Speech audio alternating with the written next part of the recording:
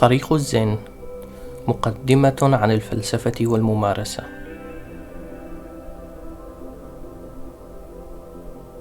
تم تقديم هذه المحاضرة باللغة الألمانية من قبل معلم الزين بيرن بيندا في تاريخ 24 من فبراير سنة 2015 في برلين. ترجمها وأعدها لكم زاهر القاعي. الشيء الذي أرغب بشرحه أو إيصاله إليكم هو أن الزين ليس شيئا غامضا. الزين ليس شيئا ماورائيا وليس شيئا غريبا. في الزين ليس الهدف أن نفكر بشيء آخر أو مختلف عما نفكر به الآن، أو أن نشعر بشيء مختلف عما نشعر به الآن. ولا يتوجب على المرء أن يعتبر نفسه بوذيا كي يتدرب على الزين، ولكن برأيي يمكن لنا أن نتعلم القليل من الزين لنكون الأشخاص الذين نحن هم ببساطة. إن مصطلح الزين هو النطق الياباني للمصطلح الصيني تشان، والذي أتى من المصطلح السنسكريتي ديانا، وديانا تعني التأمل. نحن نضيف إلى حياتنا كما هي، وإلى تفكيرنا كما هو، وإلى شعورنا كما هو شيئا ما، وهو ممارسة التأمل. يمكن القول أن مدرسة الزين كما تطورت في 2500 سنة الأخيرة اتخذت التأمل كممارسة رئيسية، وأحيانا كممارسة وحيدة لها. وهذا ليس الحال في جميع مدارس ومذاهب البوذية، بل على العكس. إن تأمل الزين ليس تأملا نحاول من خلاله الوصول أو بلوغ شيء ما، أو نحاول من خلاله الذهاب إلى مكان ما، بل إن تأمل الزين هو تعبير أصلي عن حياتنا نفسها كما هي. من خلال الزين بإمكاننا مجددا تقدير حياتنا وحياة الآخرين.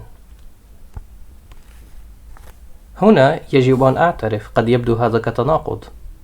نحن نضيف شيئا ما إلى حياتنا من أجل أن نعبر عن حياتنا ونقدرها في النهاية كما هي، دون أن نضيف إليها شيئا ما، دون أن نرغب في بلوغ شيء ما. شونريو سوزوكي، والذي أنشأ مركز الزين في سان فرانسيسكو، حيث أمضيت حوالي 20 سنة قبل أن آتي إلى برلين، قام بالتعبير عن هذه الحقيقة بالكلمات التالية: لقد قال: أنتم كاملون كما أنتم. وبعدها أضاف مع ابتسامة خجلة: لكن ربما تحتاجون إلى تحسين بسيط. أنا أعتقد أن هذا التحسين الذي تكلم عنه سوزوكي هو تأمل الزين، ولكن ليس من أجل تحسين شيء ما، ولكن فقط من أجل أن نشعر بالاكتمال كما نحن. أنا كممارس للزين أفضل وصفه كتدريب أو ممارسة. إنه شيء نقوم به مثل الطبخ أو الكلام أو الاستماع. وبهذا المنطق فإن الزين ليس فلسفة وليس بالضرورة دينا بالمعنى الاعتيادي. إنني أعتقد أن تجربة اكتمالنا الإنساني هي تجربة لا يمكن التفكير بها ولا الشعور بها من منطلق ديني، إذا كان الدين يعني علاقة مع قوة أو سلطة خارج أنفسنا. بينما إذا قلبنا الأمور رأسا على عقب فإن الزين يحيط بكل حياتنا، والزين في نظرتي ليس شيئا آخر غير التعبير عن هذه الحياة. بالطبع يملك الزين خلفية ثقافية، وتحديدا عندما نقبل أن الفلسفة هي جزء دائم من حياتنا. هذه الخلفية هي التفكير البوذي كما تطور في 2500 سنة في ثقافات مختلفة. أود دعوتكم الآن في هذا الوقت، والذي سيبلغ حوالي الساعة، أن آخذكم في رحلة عبر الهند والصين واليابان، وسأقوم من خلال بعض ممثلي الزين بالإشارة إلى أفكار مهمة والتي أثرت وطبعت هذه الممارسة. ولكي لا ننسى أن الزين هو ممارسة، سوف نقوم بالتوقف ونمارس الزين. لقد قيل بشكل متكرر أن الزين تطور في الصين بدءا من القرن الخامس الميلادي. بالتأكيد هناك شيء ما من الحقيقة في ذلك، وذلك عندما نعني بالزين أسلوبا معينا ولغة محددة وطريقة معينة للتعبير. لكني أرغب أن أبدأ رحلتنا مع عالم الزين قبل ذلك بكثير. في الهند القديمة حوالي عام 500 قبل الميلاد، حيث ولد شخص والذي دعي لاحقا بالبوذا، والذي يعني المستنير أو المتيقظ، لكنه في بدايات حياته أعطي اسم سيدارتا غوتاما. ولد سيدارتا في عائلة غنية وذات تأثير سياسي كبير، وكما يتداول فإن أباه قام بحماية ابنه الذي رغب أن يكون خلفا له. لقد حمل أبو الابن من كل التجارب السيئة أو السلبية، أو حاول ذلك على الأقل. الأشخاص بينكم والذين لديهم أطفال سيفهمون هذا بالتأكيد. عاش الشاب اليافع خلف أسوار قصر حيث منع وجود المرضى وكبار السن. حصل سيدارتا بالتأكيد على تربية جيدة وتزوج في عمر 16. فلنتصور سيدارتا كإنسان معاصر، كرجل استطاع تحقيق ما يشابه قيم مجتمعنا: النجاح المادي والتأثير الاجتماعي. كان لديه ابن، وأعتقد أنا شخصيا أن حياته الجنسية لم تكن مقتصرة على علاقته بزوجته. وعلى أي حال، ابتداء من منتصف العشرينات بدأ سؤال يلح على سيدارتا: كيف هي الحياة حقا؟ ماذا يوجد خارج أسوار النعيم والترف هذه؟ وكما تروي القصة، خطط ليلا مع صديق له أن يقوم برحلة استكشاف سرية. الشيء الأول الذي رآه في العالم كان الفقر، المرض، الشيخوخة والموت.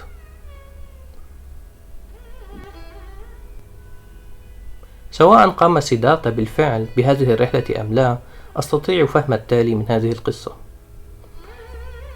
ابتداء من عمر معين لم يعد سيدارتا يستطيع تجاهل بعض الحقائق القاسية التي تتعلق بحياتنا، وخصوصا حقيقة موتنا وفنائنا.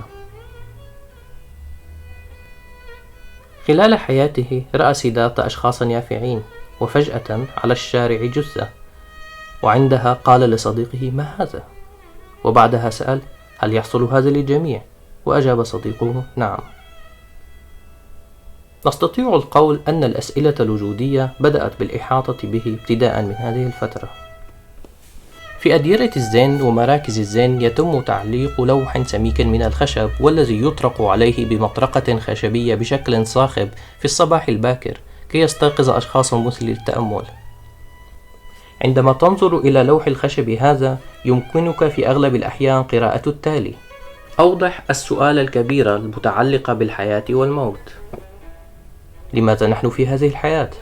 هل لدينا واجب في هذا الكون الذي نوجد بداخله دون شك؟ حياتنا قياسا بعمر هذا الكون، فإننا لا نعيش سوى زمنا قصيرا. لماذا نعاني؟ هل هناك إجابة لهذه المعاناة؟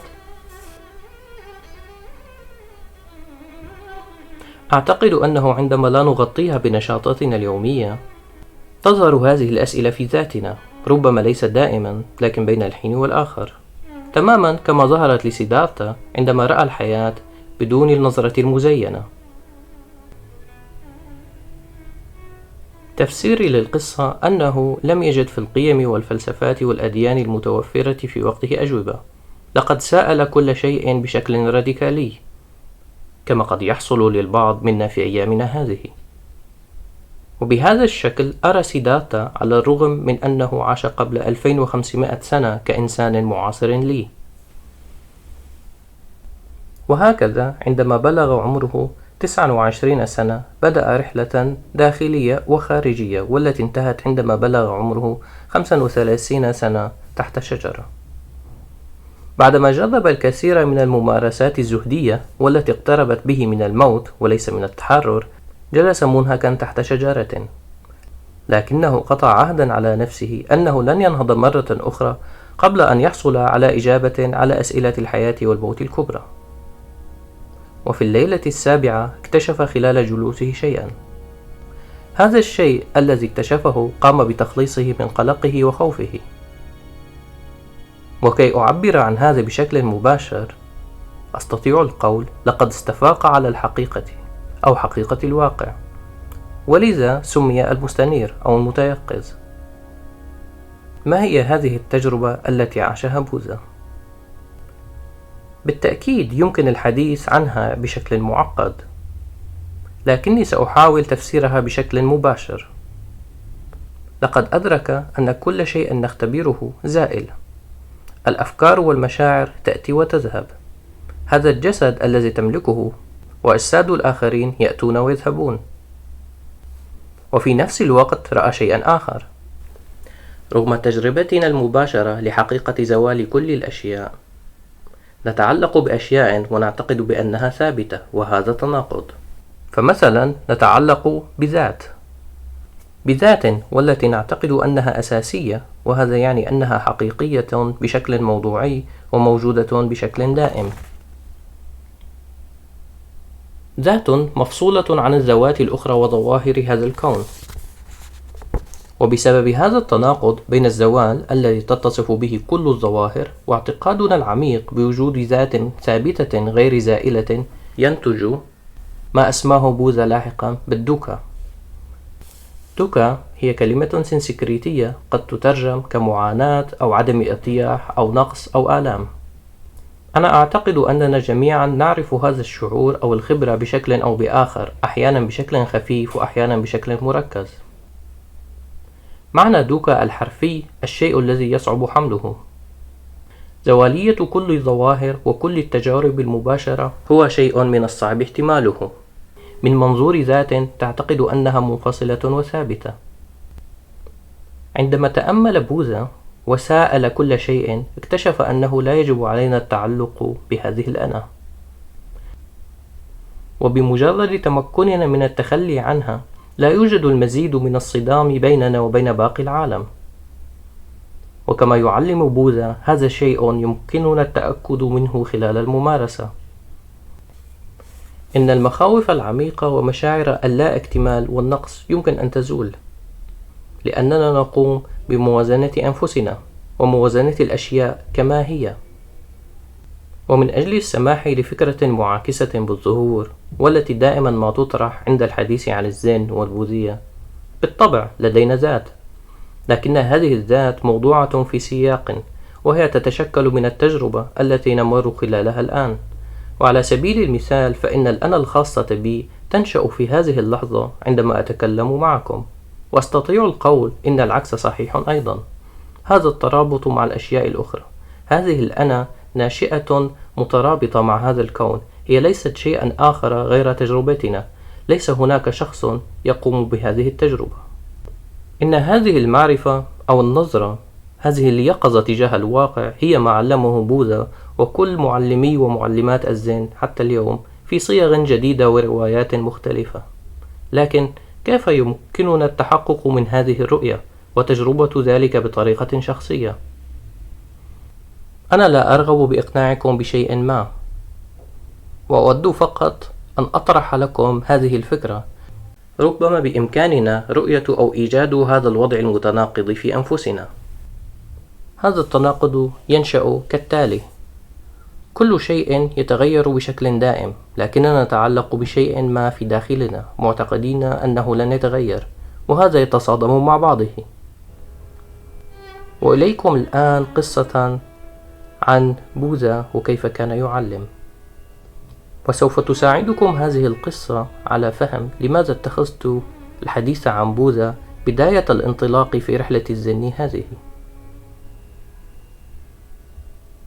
خلال حياة بوذا عاش رجل اسمه باهية. لقد كان باهية معلم يوغا ناجحا غنيا ومشهورا، وقد عاش في جنوب الهند. كان عقل باهية منفتحا، كان نجاحه جيدا، لكنه شعر أنه ينقصه شيء ما في تجربته. لم يكن قد استقر بشكل كامل مع ذاته، ويمكن أن نقول أنه كان على تماس مع الدوكا، شعور النقص، وفي حالته ربما شكل من أشكال الشعور بالنقص الروحاني. وهكذا انطلق باهية في رحلة لا شك أنها كانت صعبة، عبر شبه القارة الهندية تجاه الشمال، حيث عاش بوذا وعلم. التقى ببوذا أخيرا في مدينة صغيرة، عندما كان بوذا يسير مع تلاميذه على الطريق طلبا للطعام. في البداية قال البوذا أنه مشغول، ولكن عندما طلب باهية منه للمرة الثالثة أن يعلمه، قال البوذا: باهية، عند الرؤية توجد الرؤية فقط، في السمع يوجد السمع فقط. وتابع بوذا حديثه متناولا كل الحواس ومتضمنا التفكير، لأن التفكير في الممارسات والتعاليم البوذية تجربة حسية. وعندها قال: عندما توجد في الرؤية رؤية فقط بالنسبة لك، وفي السمع سمع فقط، عندها لا يوجد لا هنا ولا هناك ولا ما بينهما. وعندما لا يوجد لا هنا ولا هناك ولا ما بينهما بالنسبة لك، وهذا بالتحديد هو نهاية المعاناة. وكما تروي القصة، استنار باهية وتحرر. بعد بضع ساعات مات باهية في حادث. لقد مات، لكنه كان قد تحرر. بالنسبة لي، هذه قصة زين قبل أن يوجد الزين بشكل رسمي. قصة قصيرة ومباشرة، وتشير إلى طبيعة الوعي العميقة، إلى طبيعة الوعي الخالية من الأنا. لكن بالنسبة لأناس مثلي ومثلكم، ربما من الصعب قليلا أن نفهمها. تأمل الزين ينطلق بشكل كلي من الجسد، وهذا ما يجعله حديثا. اليوم نحن نعرف المزيد عن الترابط بين الجسد والعقل، ونحن نعرف أنه لا يمكن أبدا فصل الجسد عن العقل. الزين هو أيضا ممارسة يوغية، لكن أود أن أضيف أن الكل، بغض النظر عن الحالة الجسدية التي يمتلكونها وبغض النظر عن العمر، يمكنهم ممارسة الزين. في البداية لستم بحاجة للجلوس على وسادة، يمكنكم الجلوس على كرسي، لكني أرغب بإعطائكم بعض النصائح. أعتقد أنه يمكن أن نختبر شيئا من الانفتاح إذا وضعتم أرجلكم على الأرض. يمكنكم الاتكاء على ظهر المقعد، ولكن جربوا فيما إذا كان بإمكانكم الجلوس بشكل مستقيم وبصدر مفرود. هذا الصدر المنفتح يعني أننا منفتحون على ما يحدث وما يأتي وما يذهب. الكلمة التي تعني عقل في اللغة الصينية واليابانية تشين تعني أيضا قلب، وأنا أعتقد أن هناك حكمة عميقة أن العقل والجسد وحدة متكاملة لا تنفصل. دعونا الآن نحاول لبضع دقائق أن نجلس في تجربتنا المباشرة. أحس بجسدكم. أصغوا إلى ما تستمعون إليه.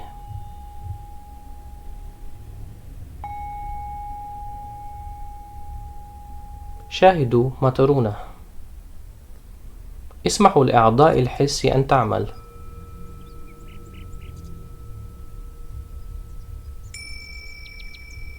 الأفكار تأتي وتذهب، لكن عندما تريد أفكارنا إخراجنا من هذا الوضع والذي نحن فيه، مثلا عندما تفكرون ماذا سوف أشرب بعد الانتهاء من هذا، عودوا بأفكاركم إلى جسدكم من خلال إحساسكم بحضوركم الجسدي والعقلي.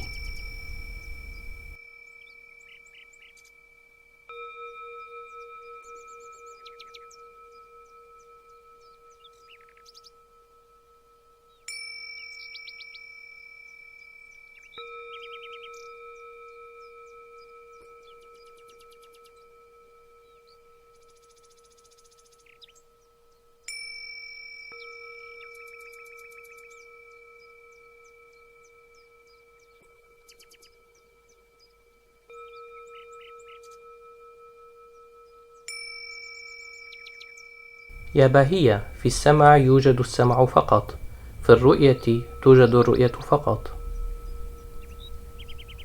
عندما لا يوجد في السمع سوى السمع بالنسبة لك، عندها لا يوجد لا هنا ولا هناك ولا ما بينهما.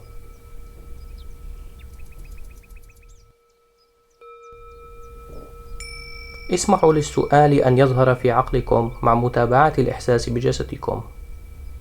أنتم تستمعون إلى هذا الصوت. أين ينتهي هذا الصوت وأين يبدأ؟ لا تفكروا بهذا، استمعوا فقط.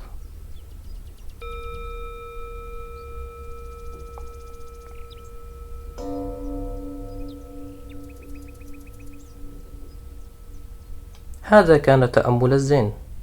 إن تدريب الزين أو ممارسة بوذا يتم تسميتها بشكل متكرر بالطريق الأوسط.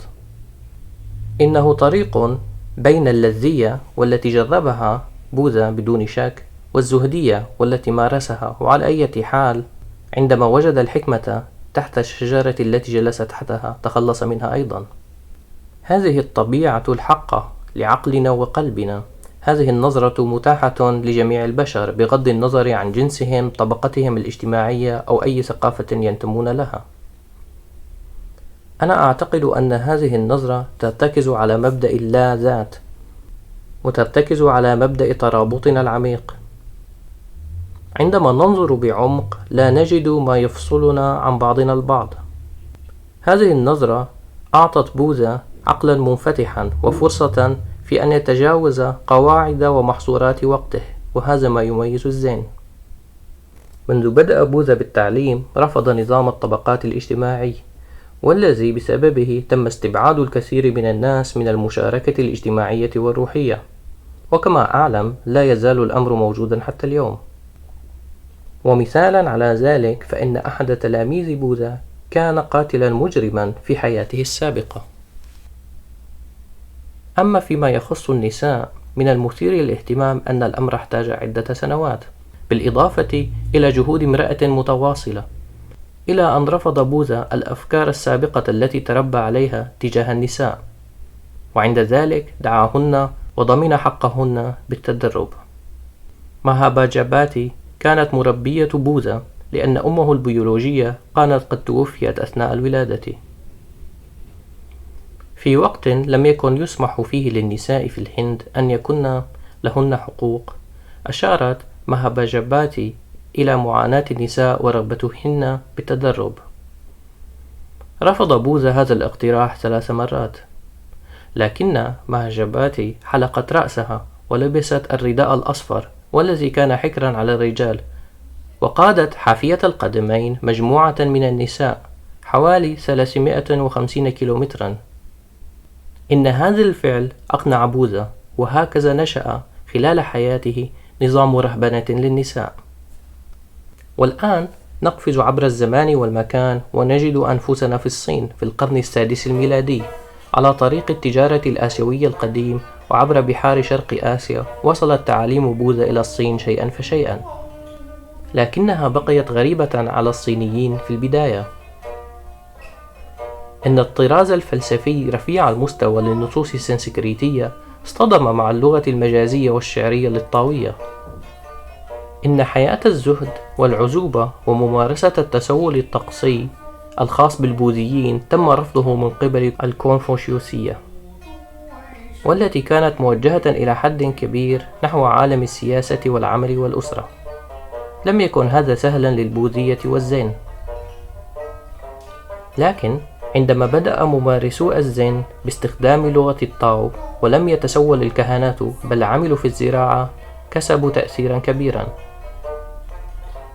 وفي الصين بين القرن السادس والثالث عشر أصبح الزين قوة ثقافية وروحية أساسية، لأن الزين ربط نفسه واعتمد تعاليم بوذا الأصلية، ووضع التعقيد والدogمائية جانبا، والتي تطورت خلال 1000 سنة.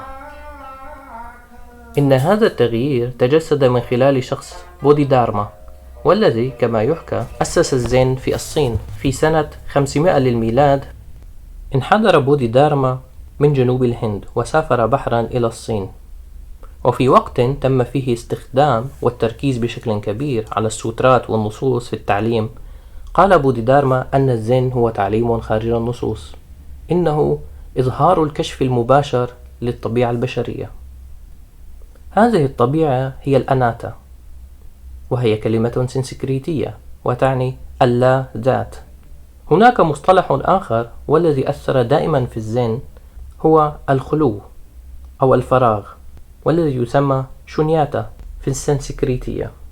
إن هذا الفراغ أو الخلو لا يعني عدم وجود شيء، بل أننا نحن وكل الأشياء فارغون من ذات جوهرية، فارغون من ذات منفصلة، فارغون من ذات دائمة. ويمكن القول أن طبيعة كل الأشياء والبشر أنهم لا يملكون طبيعة ثابتة. هذا ما عبر عنه بودهيدارما بعد وصوله واستقباله من قبل الإمبراطور وو في جنوب الصين. الإمبراطور وقد كان مؤمنا بالبوذية سأل بودهيدارما: ما هو أعلى فهم للحقيقة المقدسة؟ قال بودهيدارما: فضاء مفتوح، لا شيء مقدس. قال الإمبراطور: من أنت هذا الذي يقف أمامي؟ قال بودهيدارما: لا أعلم. ولكن لنتذكر قصة باهية. عندما نجسد اللا ذات أو الخلو في العقل والجسد، لا يوجد لا هنا ولا هناك ولا ما بينهما. إذن لا نستطيع القول هذا أو ذاك بطبيعته مقدس أو دنس. إن الأشياء تتغير باستمرار. بالإضافة إلى ذلك، نحن لا نتقابل، لا نقف أمام بعضنا البعض، ولا نقف متواجهين. إن إجابة بودهيدارما لا أعرف هي تعبير عن ترابطنا، ولذلك لا نستطيع القول هنا أبدأ أنا وفي مكان ما تنتهي أنت أو أنتم. لكن الإمبراطور لم يفهم، أو بشكل آخر إن الثقافة لم تكن مستعدة لسماع راديكالية تعاليم الزين. وهكذا اعتكف بودهيدارما في شمال الصين ومارس التأمل الزين في كهف لمدة 9 سنوات. في النهاية ظهر أناس رغبوا بالتعلم منه. قبل موته حدد بودهيدارما 4 أشخاص ليخلفوه، 3 رجال وامرأة واحدة. تلك المرأة تم شطبها من سجلات الزين بعد مئات السنين، لأنه أيضا في الصين لم يكن سهلا على النساء التدرب، لكن بعضهن وجدن طريقهن، وغالبا تحت ظروف صعبة. عاشت معلمة الزين وي يو بين عامي 1044 و 1115. انحدرت من عائلة أرستقراطية، لكن حتى مع امتيازاتها هذه لم يكن سهلا بالنسبة لها ممارسة الزين. وفي نهاية حياتها لم تفتتح مركزا للزين، ولكن حماما عاما. ربما فعلت ذلك لأنه لم يسمح لها بالتدريس في تجمعات الزين الرسمية، أو لأن ذلك كان تعبيرا عن ممارسة الزين الأصلية الخاصة بها. في مدخل الحمام كان هناك لوح معلق كتبت عليه القصيدة التالية: لا شيء موجود، فما الذي تغسله؟ إذا كان هناك ذرة غبار فمن أين تأتي؟ قل جملة واحدة عميقة ثم يمكنك الدخول إلى هذا الحمام. يمكن للأرواح القديمة أن تحك ظهرك فقط. كيف يمكنني أنا مالكة المكان أن أنير عقلك؟ إذا كنت تريد أن تصل إلى حالة خلو من الأوساخ، يجب عليك أولا أن تدع جميع أجزاء جسمك تتعرق. ابذل جهدا. يقال أن الماء يمكن أن يغسل الغبار، لكن كيف يمكن للناس أن يفهموا أن الماء هو بدوره غبار أيضا؟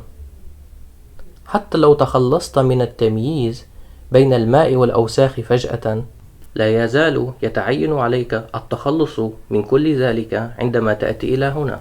ويو قامت بالتعبير عن المفارقة الأساسية في حياتنا في جملة واحدة من خلال وجهة نظر الزين: لا شيء يوجد. وأضيف أنا هنا بين قوسين: لا شيء يوجد بشكل منفصل. هي تقول لا شيء يوجد، إذن ما الذي تغسله؟ ما هذه الحياة العابرة التي نعيشها ونختبرها؟ لقد اتخذت ويو من مكان عملها وعاء لانصهار الزين. الزين يعلم أن كل شيء يتغير، ولا يوجد شيء كما تتخيله أنت. لماذا يجب أن يأخذ أحدنا حماما أو أن يبني حماما؟ طالما أن هذا الجسد الغير منفصل لا يحتوي ذاتا منفصلة، ما الذي نفعله عندها؟ في معظم الأوقات نتجاهل هذه المشكلة، ونتجاهل الأسئلة الأعمق التي تثيرها هذه الحياة. بعد 600 سنة من بودهيدارما، وفي 1200 للميلاد ولد في اليابان صبي اسمه إيهي دوغن، أحد مؤسسي الزين في اليابان. إن سؤال ما هذه الحياة العابرة والتي نعيشها تم إدراكه بشكل باكر من قبل هذا الصبي.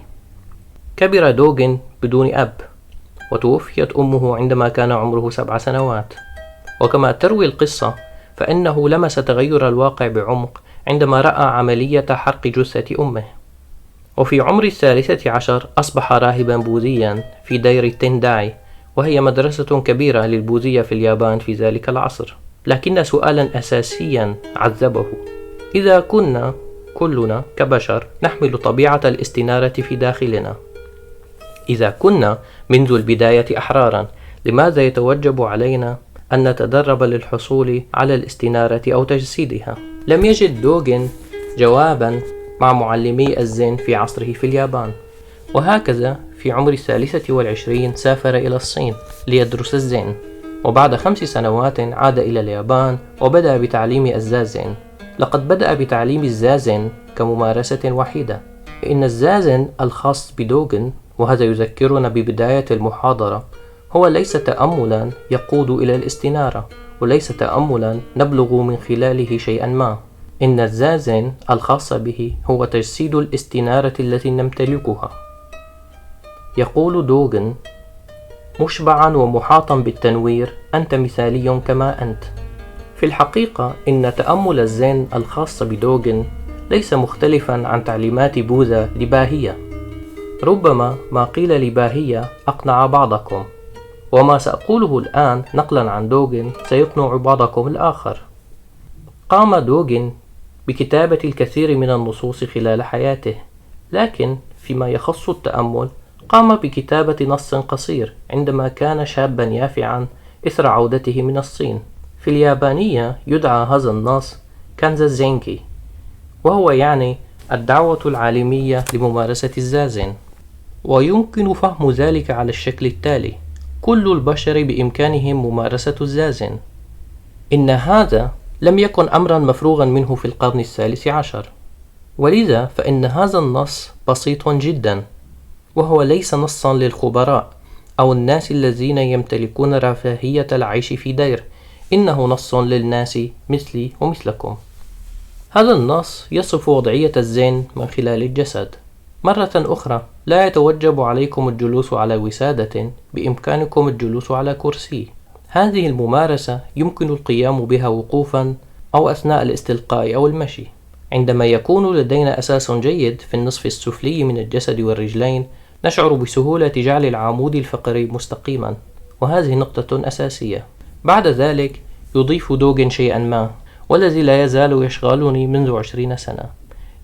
دوغن يقول: لا تمل إلى اليسار، لا تمل إلى اليمين، لا تمل إلى الأمام، لا تمل إلى الخلف. إن دوغن يقول: اجلس تماما في المركز، وهو يعني ذلك حرفيا. عندما لا نكون في مركز تجربتنا تصبح حياتنا صعبة، ولكن في المركز نكون مسترخين وحياتنا أسهل. أعتقد أن جملة دوغن لا تمل إلى اليمين أو اليسار أو الأمام أو الخلف تعبر عن الدوكا، وكيف يمكن أن نتجاوز ألمنا، كيف يمكن أن نصبح غير منزعجين. لا تمل إلى اليسار يعني بالنسبة لي لا تمل إلى الماضي، أو لا تتمسك بالماضي. الماضي مضى بشكل كلي، لا يوجد ما نتمسك به. وكذلك لا تمل إلى المستقبل، كن هنا. على الأغلب إن مخاوفك ليست واقعية. المستقبل سيكون دائما مختلفا عما نرسمه في ذهننا.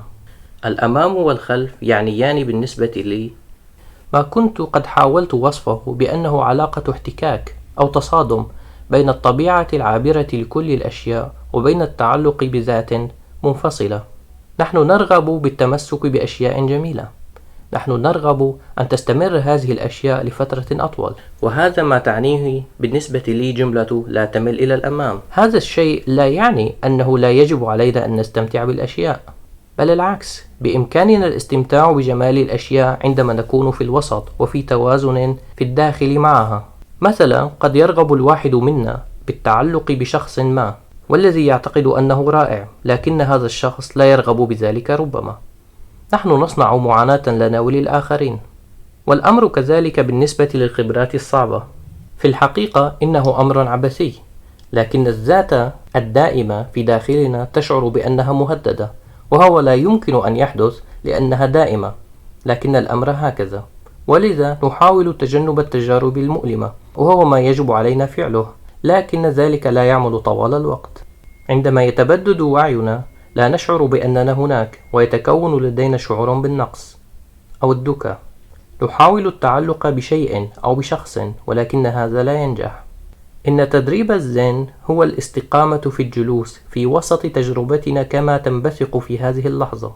هذه كانت مقدمتي عن فهم دوغن لتأمل الزين. والآن فلنجرب هذا التأمل لبضع دقائق.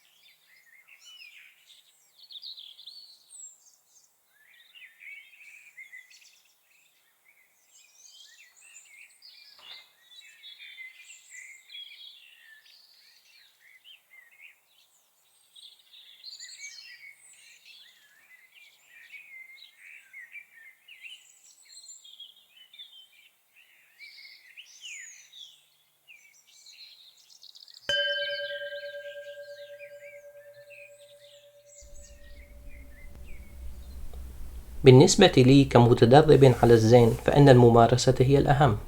إن الأفكار التي أقولها ليست معقدة أو صعبة ويمكن فهمها، لكن الأهم هو الإحساس بها حقا، لأنه يمكن عندها أن تمتلك تأثيرا كبيرا في حياتنا، وهذا لا يمكن الوصول إليه إلا من خلال ممارسة جسدية. إن الزازن الخاص بدوغن وبحسب رأيي هو عودة تامة لتعاليم بوذا بخصوص غياب الأشياء المنفصلة والذات المنفصلة. في واحدة من أشهر جمله يقول دوغن: أن ندرس الزين يعني أن ندرس أنفسنا. أن ندرس أنفسنا يعني أن نترك أنفسنا. أن نترك أنفسنا يعني أن نكون مستنيرين من كل الأشياء وبكل الأشياء في الكون. هذه الاستنارة لا تترك آثارا، وهذا اللا أثر يتقدم إلى ما لا نهاية. هذه المقولة بالنسبة لي هي نشيد للحياة، وفي نفس الوقت هي تعليمات زازن محددة: أن لا تميل بنفسك لليمين أو لليسار أو الأمام أو الخلف. الزازن يعني دراسة النفس. عادة لا نرى ذلك ونتبع اندفاعاتنا بشكل أعمى، وعندما نبدأ برؤية ذلك نترك هذه الذات أو نتخلى عنها وتزول. ولا يتوجب علينا أن نفعل الكثير من أجل ذلك، يجب فقط أن نكون منفتحين على تجربتنا الآن، وعندها سنكون مستنيرين بفعل كل الأشياء في الكون. عندما نرى أنه في هذه اللحظة لا توجد حياة أخرى ما عدا تلك التي أملكها، الكون بمجمله يهدينا الحياة الآن. كلمات كبيرة، لكن يمكننا أن نشعر بذلك بشكل مباشر أثناء قيامنا بتأمل الزازن. ربما أصبح الآن واضحا بالنسبة لكم أن الزازن ليس تأملا لكسب شيء ما، أو ربما بالنسبة للناس الذين يملكون بعض المعرفة المسبقة بالبوذية الزازن ليس جزءا من الطريق الثماني. الزازن هو الطريق نفسه، وفي الحقيقة هو شيء بسيط جدا. نحن نجلس في الوسط فقط بشكل مباشر ومتجسد بشكل كلي. يقال أن الممارسات البوذية وممارسات الزن تملك وجهين اثنين. إن هذين الوجهين هما وجهان لعملة واحدة لا يمكن الفصل بينهما. الجانب الأول هو الحكمة، حكمة رؤية اللا أنا أو رؤية الفراغ والخلو. إن الجانب الآخر هو التعاطف وليس الشفقة. إن التعاطف هو الشعور الذي نشعر به عندما نتبنى هذه الرؤية، عندما نبدأ حقا برؤية أن السبب الرئيسي في معاناتنا هو التمسك بذات متخيلة ومنفصلة. عندها نرى سبب معاناة الآخرين كما نرى معاناتنا بشكل مباشر، بغض النظر عن الشكل الفردي الذي تتجسد من خلاله هذه المعاناة على السطح. والآن إليكم مثالا أو قصة زن من اليابان عن التعاطف. قبل سنة من وفاة دوغن في عام 1253 للميلاد، قامت راهبة الزن كازوان بتأسيس دير للنساء، وهو موجود حتى اليوم تحت اسم توكيجي. كانت كازوان أرملة لشوغون قائد الجيش الرجل الأكثر نفوذا في الدولة.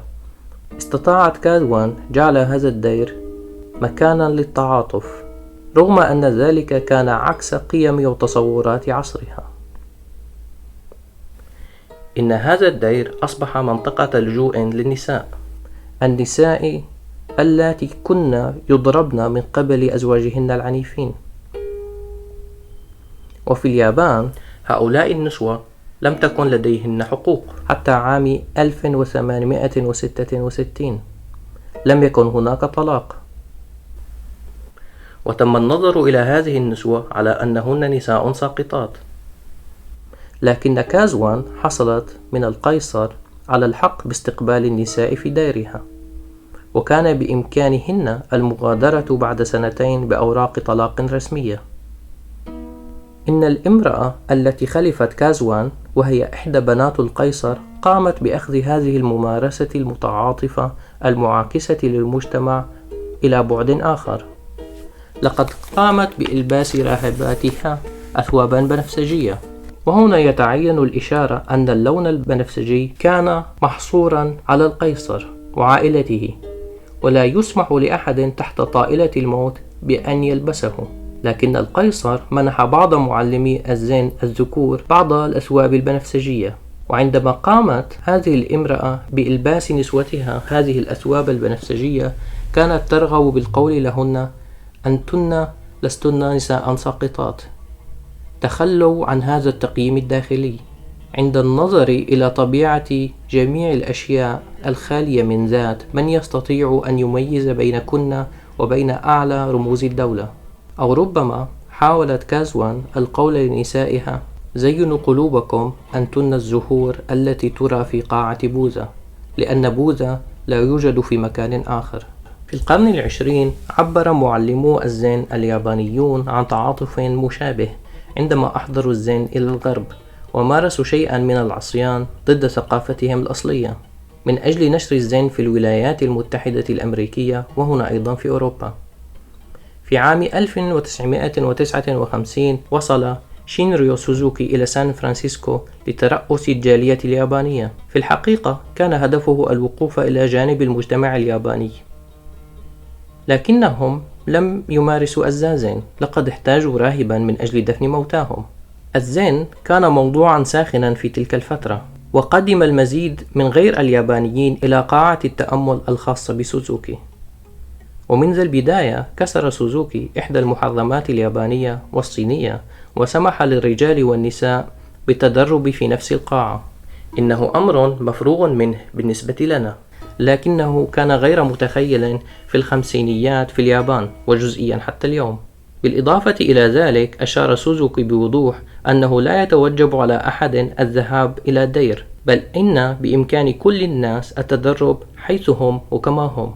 قام سوزوكي بممارسة تأمل سنوات عديدة مع البيتنيكس ومعارضي حرب فيتنام، والذين تم اضطهادهم في ذلك الوقت، ومع مدمني المخدرات والمثليين. لقد عاش شينريو سوزوكي ما تحدث عنه عندما قال: عندما يكون عقلنا فارغا فإنه مستعد لكل شيء.